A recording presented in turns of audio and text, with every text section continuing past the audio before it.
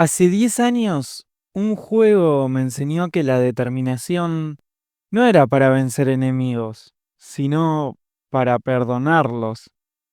Y fallé. Solo quería jugar, hasta que un día un amigo me recomendó ese juego. Un juego en donde las decisiones tendrían un peso real sobre la trama. Al terminarlo, quedé impactadísimo. La carga emocional era muchísima, pero en ese momento no lo entendí del todo. Varios años después, me encontré escalando ese monte de vuelta. Se dice que aquellos que lo escalan nunca vuelven. Después de mucho tiempo, el subsuelo me está esperando una vez más.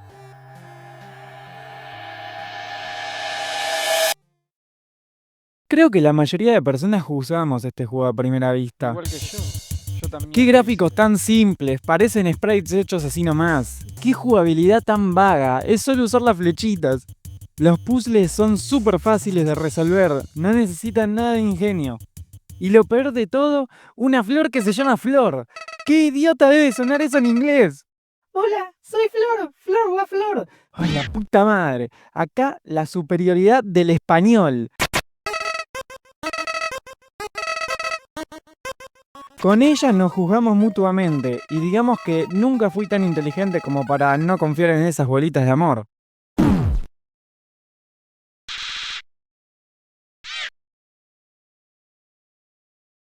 Ella es Toriel, una cabra súper adorable, la cual nos adopta como su hijo, sin ni siquiera conocernos. Nos enseña a resolver los acertijos de las ruinas, a pelear, entre comillas, y con ello a lo más importante, no juzgar a alguien sin conocerlo.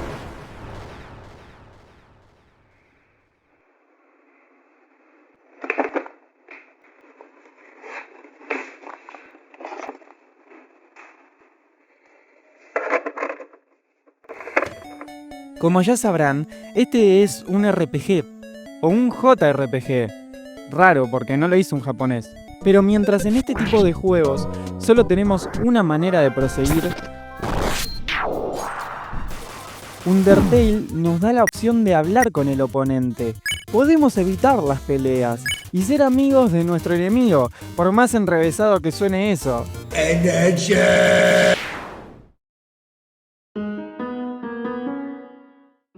Por mi parte, no entendí esto del todo la primera vez que emprendí mi viaje por el subsuelo. Como seguramente ustedes tampoco, no se hagan los boludos. Y bueno, digamos que hubieron bajas. Pero en mi defensa era demasiado pelotudo para darme cuenta que se podía perdonar a todos. En un momento Toriel nos deja solos y nosotros podemos avanzar libremente por las ruinas. Hacemos algunos amigos por el camino, otros son ejecutados. Bueno, ya lo entendieron. Pero miren, hasta nos encontramos al Momo. Nos abrimos paso hasta llegar a la casa de Tori, donde nos da un hogar, una habitación propia, en la cual podemos dormir. Hay una estufita donde calentarnos mientras comemos tartas de caramelo y escuchamos sus historias. Un ambiente hermoso, en donde todo podía haber terminado, pero no, porque en el sótano hay una puerta misteriosa. Una puerta misteriosa que nos llena de curiosidad. Una puerta misteriosa que nos lleva hacia la salida del subsuelo. Una barrera la cual solo puede ser atravesada por un humano. Y para ello, ese humano debe pelear con el rey de los monstruos. Por eso Toriel no quiere que vayamos, pero tenemos que volver a nuestra casa real. Entonces, tenemos que pelear con ella.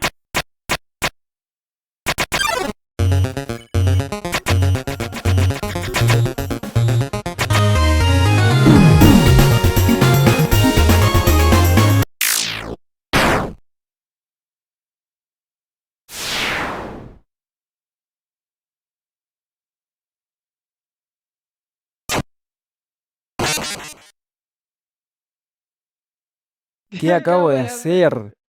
En ese momento me sentí realmente culpable. Había matado a la única persona que no me juzgó, que me dio un hogar. Cerré el juego lo más rápido que pude. Recuerdo que no volví a tocarlo por un tiempo, hasta que mi amigo me dijo que podía perdonar a Toriel. Entonces, dándole siempre la opción de piedad, logramos avanzar sin matarla. Y es una despedida bastante emotiva para lo poco que había jugado.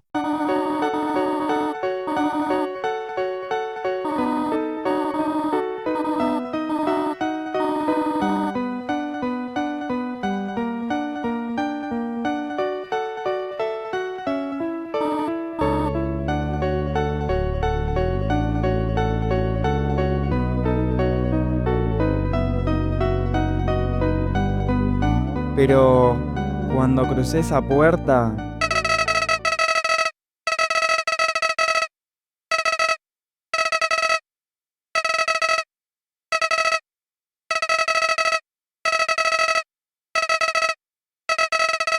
el juego sabía qué había hecho y me lo estaba restregando en la cara.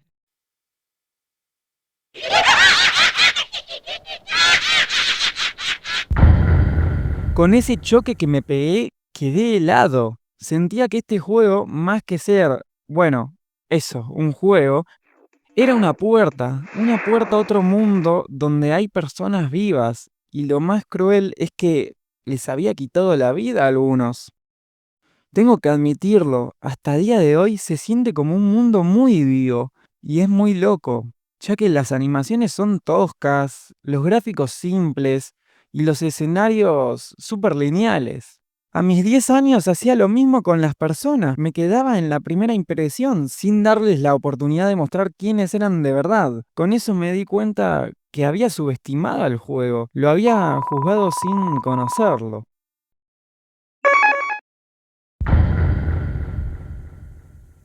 Hablando del frío y de lo helado que me quedó el culo, del otro lado de la puerta nos encontramos un bosque nevado. Seguimos recorriendo el camino y escuchamos ruido. Seguimos y nos percatamos de que alguien nos está siguiendo. Llegamos al puente y se nos presenta ante nosotros.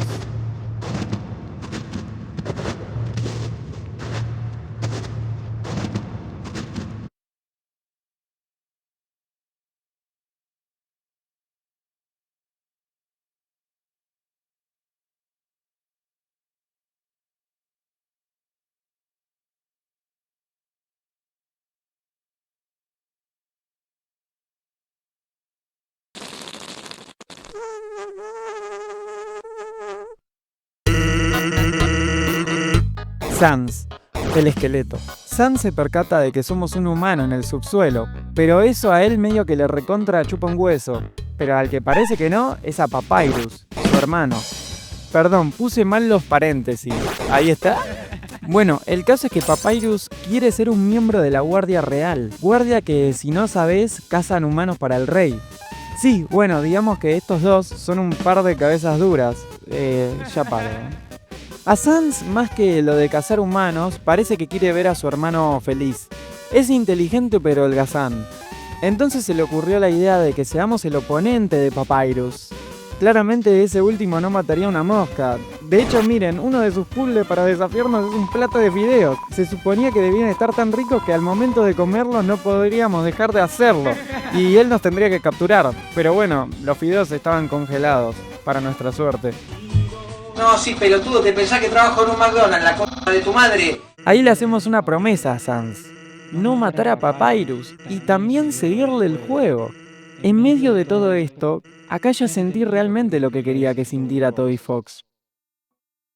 En Snowdin está lleno de personajes, muchos que son perros, otros que son perros y perros con armadura. Pero todos viven su vida normalmente, como perros. Hay muchas más peleas y entre matar y perdonar te das cuenta más o menos de las historias de estos personajes. Llegas a encariñarte y además los ves después de resolver los puzzles del carabueso este. De hecho, cuando Sans nos habla del hermano, se siente muy real. Nos dice que él tiene ese disfraz desde Halloween y que se ducha con él. Cuando llegamos al pueblo de Snowdin es hermoso, está lleno de personas con las cuales hablar. Hasta podemos alquilar una habitación para, bueno, no para dormir precisamente. El caso es que avanzamos y tenemos que pelear contra Papyrus, en donde todo se llena de una niebla muy espesa. Él, en el fondo, tiene el deseo de que nos convirtamos en su amigo, pero también quiere ser el jefe de la Guardia Real, así que nos toca no luchar. La verdad es que es un personaje que no te puede caer mal. En medio de la pelea es el primer jefe que nos cambia las reglas del juego y hace que nuestra alma se vuelva azul. Tenemos que quedarnos quietos en ciertas ocasiones. Lo más gracioso es su ataque final. El perrito se termina comiendo el hueso. Después de evitar la pelea, Papyrus se pone muy triste. No va a poder unirse a la Guardia Real si no logra capturarnos. Pero el mensaje que transmite es espectacular. Al decidir ser su amigo, aprende que eso es lo más importante, mucho más que la popularidad o la fama. Al fin y al cabo, ¿de qué sirve todo eso si no tenemos gente con la que compartir y a quienes llamar amigos? Recuerdo que al yo de 10 años, este momento le partió el corazón. Sentí que Papyrus no era solo un jefe más, sino alguien entrañable, un personaje que se ganaba mi cariño de verdad. Después de eso nos guía en el camino hacia la superficie e incluso nos invita a su casa, un lugar lleno de detalles curiosos y momentos graciosos también. Sans tampoco se queda atrás, nos lleva al bar de Grillvis, donde hablamos sobre una flor parlante. Curiosamente, en Waterfall abundan flores que repiten frases, pero Sans lo dice con doble sentido. En el fondo nos advierte que Flowey puede estar observándonos en todo este viaje. A partir de acá se vuelve increíblemente entretenido esto. En muchos RPGs, para hacerte amigo de un personaje tenés que pasar horas con ellos. Aunque sus historias sean tan irrelevantes que solo lo haces por las recompensas que dan.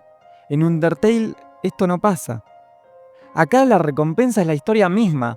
Los personajes son tan simples como memorables y logran llegarte al corazón sin necesidad de capas innecesarias. Algunos incluso tienen un aire misterioso, como Sans, que parece esconder mucho más de lo que muestra. Y ahí ocurre algo que me marcó. Sans nos agradece por cumplir la promesa que le hicimos. Pensándolo bien, entendí que yo no soy quien para decidir quién vive o quién muere en este mundo. Por eso reseté la partida y volví hasta este punto. Decido no asesinar a nadie más. Lo más curioso es que Sans parece recordarlo, como si el mismo juego me estuviera juzgando. De chico no entendía el peso de una promesa, pero hoy sé que cumplir la palabra que das define quién sos. En ese momento hice mi promesa. No iba a volver a matar a nadie, y lo iba a lograr con ese poder llamado determinación.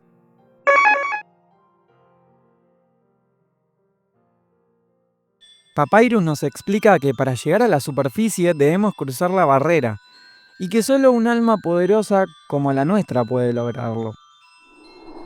Pero hay un precio. Tarde o temprano vamos a tener que enfrentarnos al rey de los monstruos. Acá todo empieza a volverse más tenso. Pasamos de un ambiente frío y amigable a uno más templado y sereno. En Waterfall abundan pedacitos de historia. Uniéndolos, se nos dice que hace mucho tiempo hubo una guerra que se desató entre humanos y monstruos. Claramente los humanos ganaron y desterraron a los monstruos a vivir encerrados en el subsuelo. Lo realmente interesante es que las almas humanas persisten tras la muerte del ser en cuestión. Entonces un monstruo puede absorberla para obtener un poder casi nunca antes visto. Es por eso que se armó la guerra. Los humanos tenían miedo y las personas o monstruos siguen guardando rencor a los humanos. Sobre todo ella. Undyne es la líder de la Guardia Real, mejor amiga y maestra de Papyrus, el cual está haciendo lo posible para que ella no nos mate. Para ella no solo representamos una posible salida, sino una raza que odia a los de su tipo. Y esto crea un ciclo de odio que no solo inunda Waterfall, sino todo el subsuelo.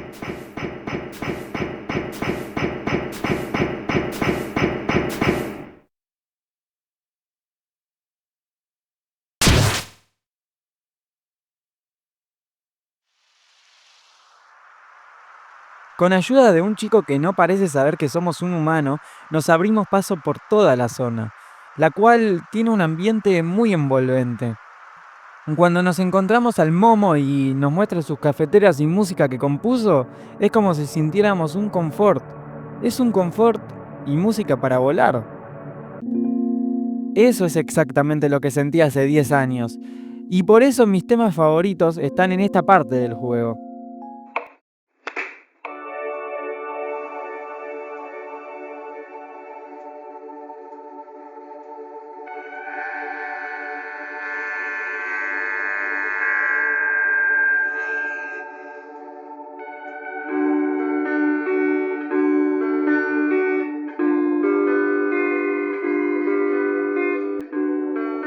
Y ya que no hablamos de este último apartado, bueno, yo no sé mucho de música, pero sé que Undertale se desarrolló pensando primero en la música antes que en todo lo demás.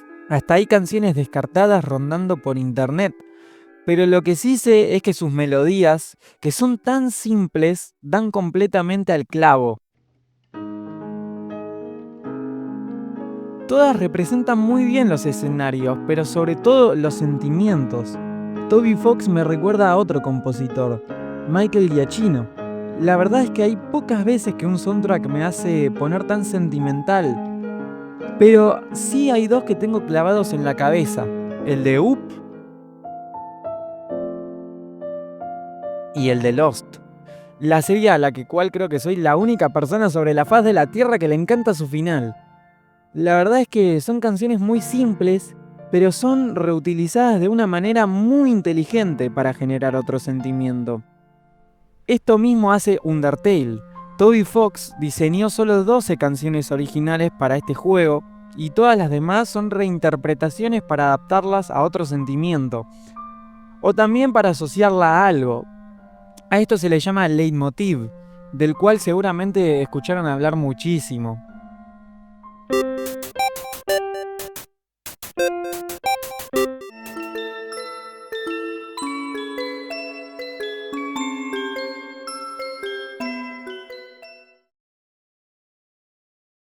En ese instante se nos explica lo más importante. 7. 7 eran las almas humanas que se necesitaban para salir del subsuelo. Con ellas se van a romper la barrera y solo queda una que recolectar.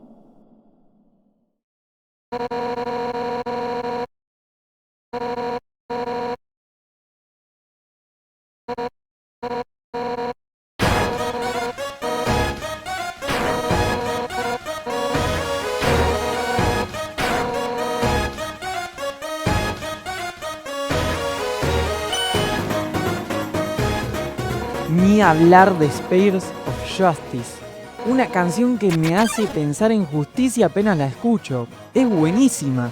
Con ella empieza la batalla contra Undyne, que resulta ser un pescado. Por eso tengan cuidado con comer cosas que contengan atún. Nuestra alma cambia de color verde. Tenemos que evitar esas lanzas que ella nos lanza. Recuerdo que no entendía cómo ganarle, pero a veces la única forma de perdonar a alguien es huyendo. Y es así como en medio de la pelea llegamos a Hotland, en donde el calor que hace que su traje sea insoportable de llevar. Y ahí tenemos una opción, darle un vaso de agua para hacer que no se convierta en un salmón ahumado. Yo bueno, sí, la perdoné, a pesar de que nos quiso matar, no como Papyrus que ya tenía una tendencia de que nos volvamos su amigo. Hablando de Papyrus, él nos llama y nos dice que vayamos a la casa de Undyne para que la conozcamos, y tal parece que la única forma que ella encuentra para vengarse de nosotros es haciéndose nuestra mejor amiga, en donde nos hace un té para 3, pero resulta ser para 2 porque Papyrus, bueno.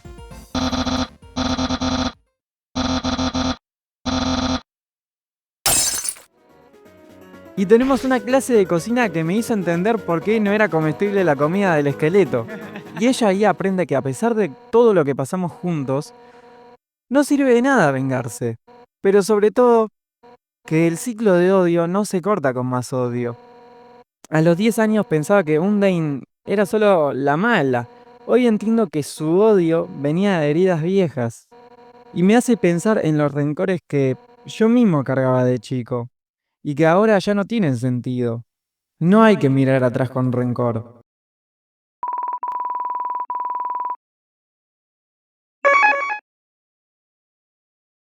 Undain nos dice que Asgore, su maestro y el rey de los monstruos, no va a querer matarnos. Que no es un mal tipo, simplemente hace lo que hace para que su pueblo no pierda esperanza de que algún día van a poder salir de este lugar. Eso, sin embargo, lo vamos a descubrir nosotros. En Hotland la cosa se pone caliente. Y no solo por la dificultad. Ahí aparece Alphys, la científica real.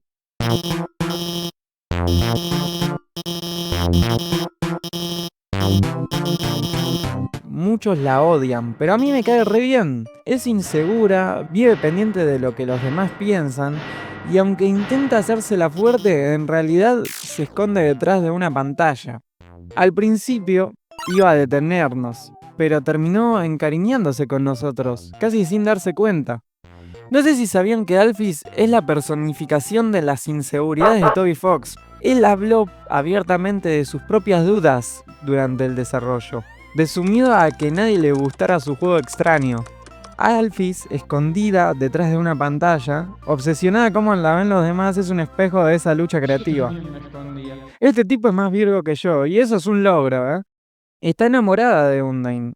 Y también vive obsesionada con Metaton, que bueno, es un robot asesino, pero con un sueño muy claro: hacer un show en el que nosotros somos los protagonistas.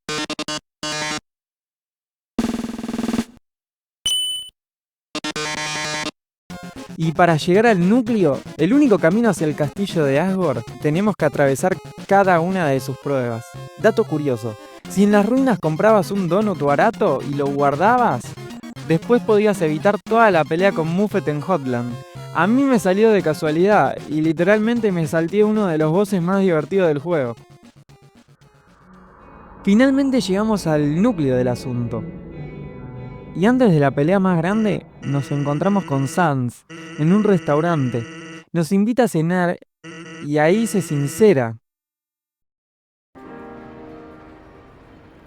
Él solía hablar con alguien que vivía detrás de la puerta de las ruinas, contando chistes de Tok Tok. Esa persona le pidió que si algún humano llegaba a pasar por ahí, tenía que cuidarlo. Y Sans nos lo deja bien claro. Si hubiera querido...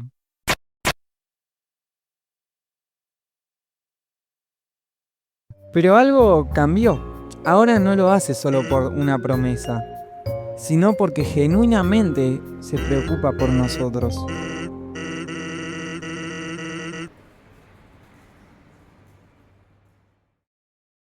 Después de todo eso, toca el plato fuerte. Oh, yes.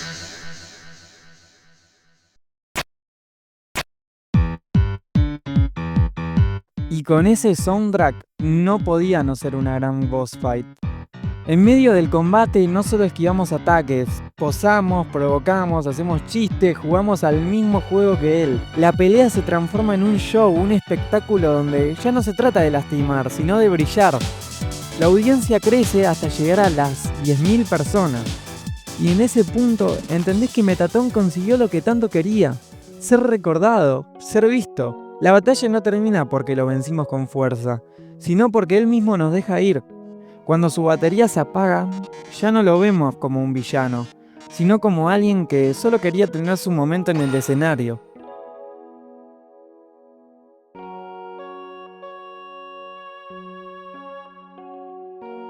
Alfie se preocupa por él y su reacción se siente algo más profundo. Su miedo a no estar a la altura, a fallar otra vez, esa inseguridad que la define. Ella sabe que nuestro viaje está por terminar. Y lo peor es que todavía nos espera enfrentarnos a Asgore, el símbolo de esperanza para todo el subsuelo. Nos despedimos de ella con frialdad y con la certeza de que todavía no pudo vencer sus propios miedos. Lo loco que a mis 10 años no notaba nada de eso, pero ahora me doy cuenta que yo también era ese nene inseguro que se escondía detrás de una pantalla.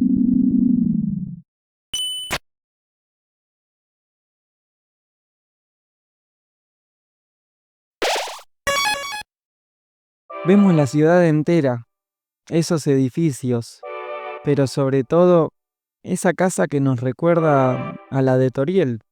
Ahí encontramos una daga desgastada y un medallón con forma de corazón, el cual equipamos y los monstruos nos empiezan a hablar de Asgore. Hace mucho tiempo, un humano cayó al subsuelo. Asriel, el hijo del rey y la reina, lo llevó al castillo y, con el corazón noble de un niño, convenció a sus padres de adoptarlo como si fuera su hermano. Durante un tiempo, vivieron en paz, hasta que la tragedia golpeó.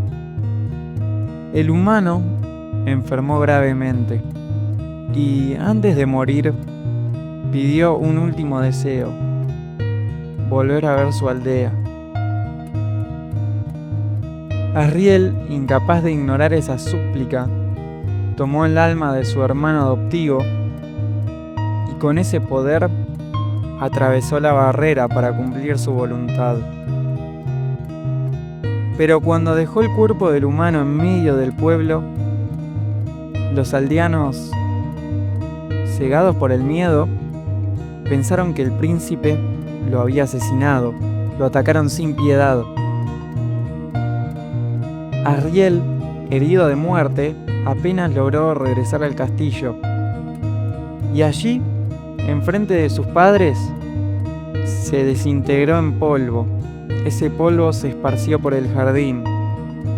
Y con el tiempo, en ese mismo lugar, crecieron flores doradas. El rey y la reina perdieron a sus 2 hijos en un mismo día. Una vez más, los humanos les habían arrebatado todo. Consumido por el dolor, Asgore decretó una medida desesperada. Cada humano que cayera en el subsuelo debía ser asesinado.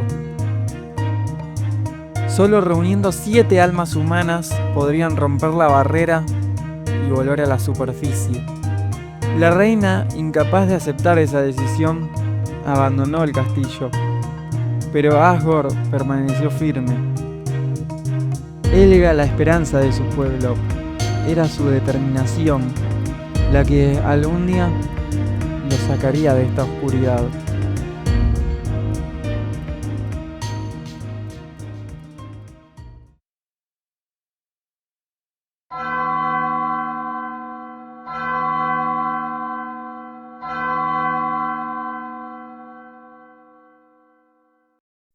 Y ahora, 10 años después, yo estaba ahí, frente a Sans, siendo juzgado, y me di cuenta de algo.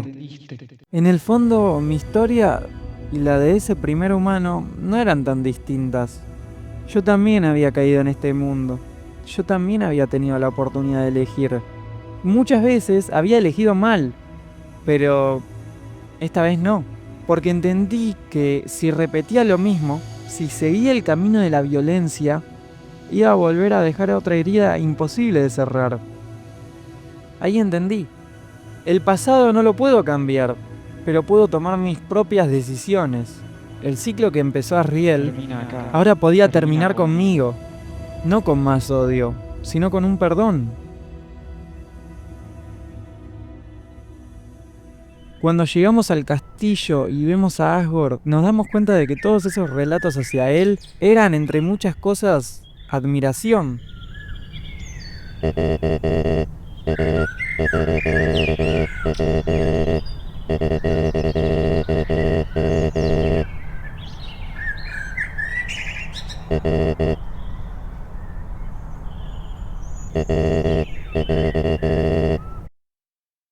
Es un buen tipo realmente, o por lo menos a mí me cayó muy bien. Él solo busca liberar a su pueblo, y cuando nuestros intereses chocan con los suyos, no hay paso a la piedad.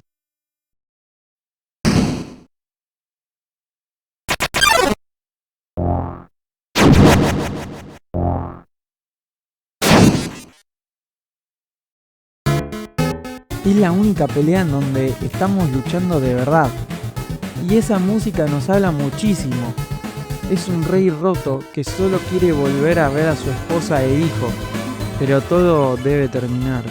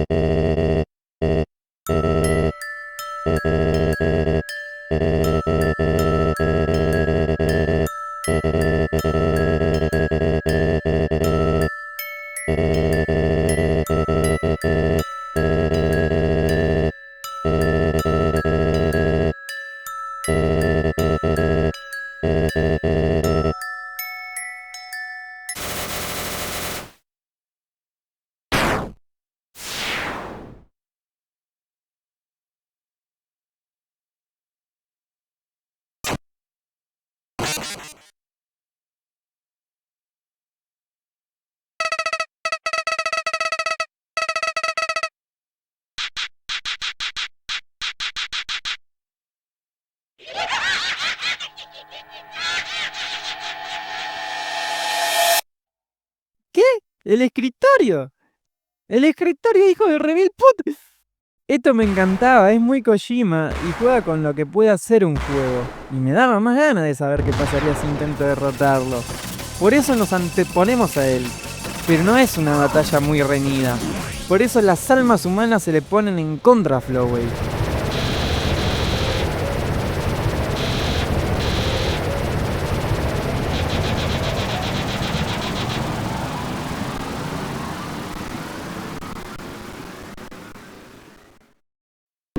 Pero nos mantenemos fieles a nuestros principios a pesar de todo. Por eso lo perdonamos.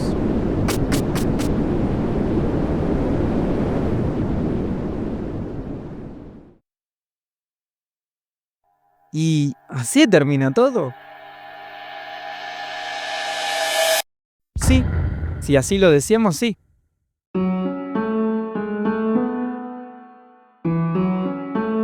Es un poco agridulce. No hay final feliz. Nuestros amigos no pudieron salir del subsuelo. Pero tiene que haber una manera, ¿no? Bueno, acertaste. La flor nos dice cómo ayudar a Alphys a superar su problema de inseguridad y expresarle sus sentimientos a Undyne de una forma poco convencional. Nos metemos en sus laboratorios con referencias muy interesantes, ya que nos hablan mucho de la determinación como un poder que solo tienen los humanos, y Alphys estuvo intentando aplicar ese poder a los monstruos, para liberarlos del subsuelo, pasando la barrera. Pero bueno, no salió muy bien. Sobre todo con la flor del patio de Asgore, una flor dorada. Vamos a ver a Asgore, y todos nuestros amigos se reúnen. Ellos solo quieren evitar esta pelea, buscar una forma pacífica con la que solucionar todo esto, pero con lo que no contábamos era con esto.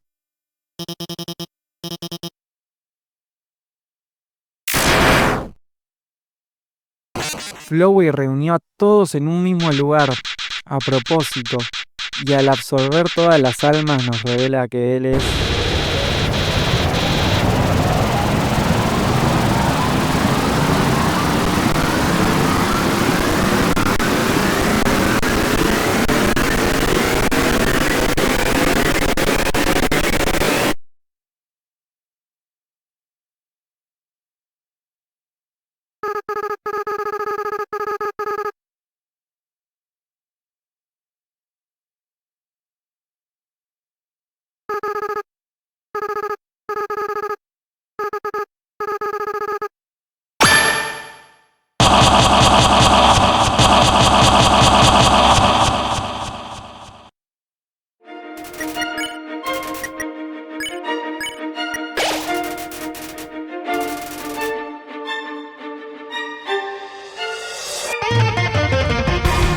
No hace falta pelear, porque nos aferramos a nuestros sueños y esperanzas.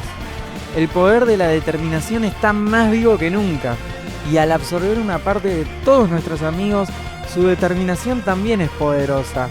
Así que forcejeamos y llamamos a todos esos amigos que hicimos en el viaje. Toriel, Sans, Papyrus, Undyne, Alphys, Asgore. Y es ahí donde hay algo en el alma de Asriel que empieza a resonar.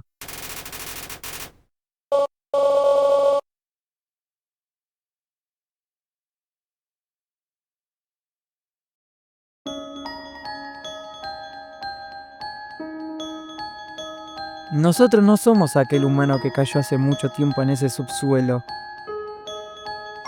Nosotros somos otra persona. Y aunque el alma de ese humano resuene en nuestro corazón, él ya no existe. Y Asriel tiene que comprenderlo. Por eso lo salvamos.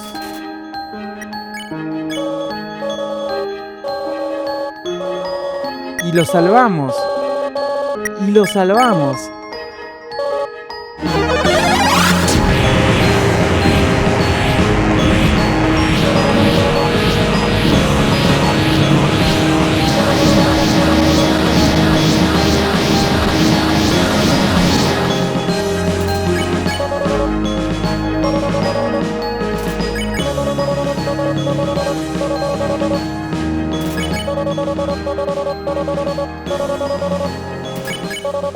Hasta que lo entiende realmente.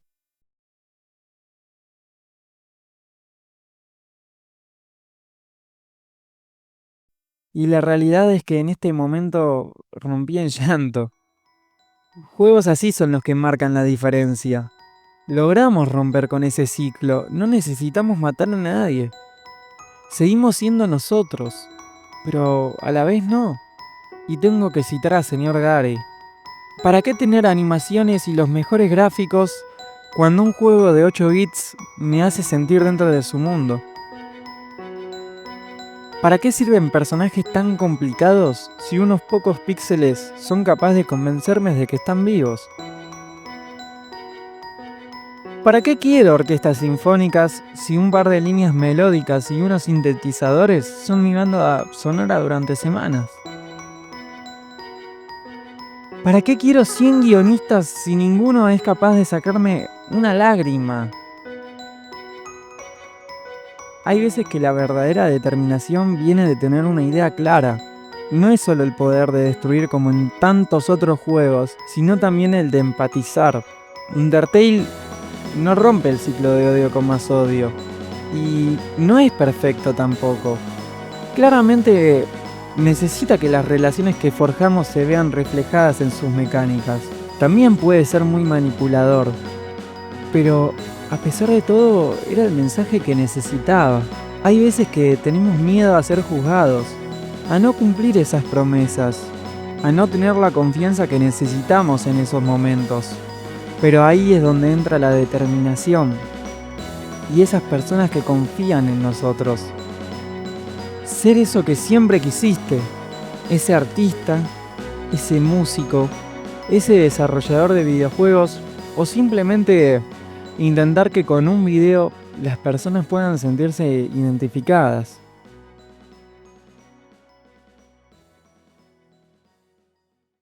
Lamentablemente, no todos están dispuestos a tomar el camino más idealista. Y el juego también nos da otra opción, una más oscura: matarlos a todos. Es realmente horrible. Y lamentablemente hay gente que, como yo, en su primer momento, caímos en querer este 100% del juego. El juego critica ese comportamiento de los jugadores, esa avaricia por ver hasta ese último rincón explorable o luchar contra esos jefes ocultos. El ambiente se vuelve melancólico. No hay un alma por el subsuelo y nos deshacemos de las personas a las que llamamos amigos, una por una, hasta llegar a ese juicio interminable con el tipo que siempre supo de más, teniendo una batalla final que es la más complicada.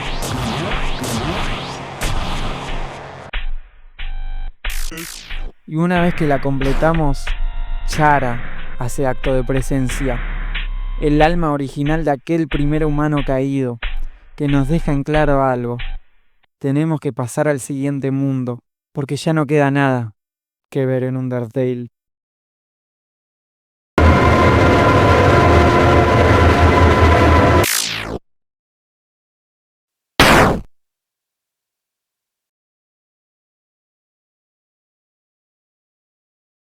Pero no nos quedemos con el final más vacío.